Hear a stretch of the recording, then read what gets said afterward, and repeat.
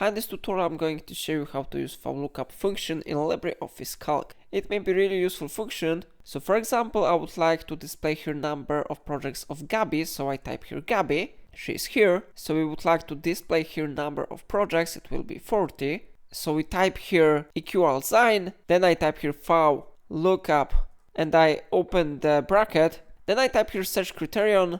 I'm looking for number of Gabi projects. So I select here Gabi, then I type comma. Now I need to select the data where I want to search. So I select this table without the headers. Now I type comma and I need to type your number of the column which I want to display. So here is 1, 2, 3, 4, 5. We need to display number of projects, so it is fifth number. So I need to type here 5. Then I type comma and we need to type here 0 because it is false. So now we close the bracket and we press enter. Now we have successfully displayed number of projects of Gabi. It is of course 40, but of course you can check a number of projects for different person. For example, I will type here maybe Mark. So I type here Mark and I press enter.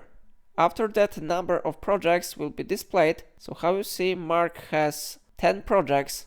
So it is how it works. If I helped you to use this function, remember to like this tutorial and subscribe my channel, and please let me know in comment if it solved your problem.